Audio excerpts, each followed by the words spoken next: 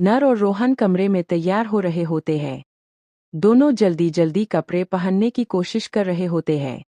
जैसे ही वे अपनी अपनी कमीज पहनने लगते हैं, अचानक दोनों की कमीज एक दूसरे में अटक जाती है। दोनों काफी कोशिश करते हैं, लेकिन कमीज और उलझती ही जाती है। तभी वहां रूही आ जाती है। सामने का नजारा देखकर वह खुद को हंसने से रोक नहीं पाती और जोर जोर से हंसने लगती है। नर थोड़ा परेशान होकर कहता है, हमारी कमीज फंस गई है और तुम ऊपर से हंस रही हो। रोहन भी मासूमियत से रूही की तरफ देखता है। रूही अपनी हंसी रोकते हुए आगे बढ़ती है और प्यार से रोहन की कमीज ठीक करने लगती है। वह बहुत ध्यान से कमीज को सुलझाती है ताकि रोहन को कोई परेशानी न हो। धीरे धीरे वह कमीज को सही तरीके से पहनवा देती है। रोहन अब ठीक से तैयार हो जाता है और खुश नजर आता है। लेकिन तभी अचानक माहौल बदल जाता है। रोहन को चक्कर आने लगता है।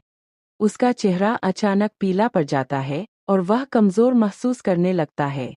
इससे पहले कि कोई कुछ समझ पाता, रोहन अचानक नीचे गिर जाता है। यह देखकर रूही घबरा जाती है और तुरंत रोहन को संभालने की कोशिश करती है। नर भी यह देखकर चौंक जाता है और जल्दी से रोहन के पास आता है। उसी समय अरमान और विजय भी वहां पहुंच जाते हैं। सब लोग हैरान और परेशान हो जाते हैं। किसी को समझ नहीं आता कि अचानक रोहन को क्या हो गया। अभी कुछ पल पहले तक सब कुछ ठीक था और अब अचानक यह क्या हो गया। रूही घबराई हुई आवाज में बार बार रोहन का नाम पुकारती है और उसे उठाने की कोशिश करती है। नर भी परेशान होकर इधर-उधर देखता है, जैसे कोई मदद ढूंढ रहा हो। अरमान और विजय एक दूसरे की तरफ देखते हैं। उनके चेहरों पर चिंता साफ दिखाई देती है। कमरे का माहौल एकदम से बदल जाता है। जहां कुछ देर पहले हंसी मजाक चल रहा था, अब वहां डर और बेचैनी छा जाती है।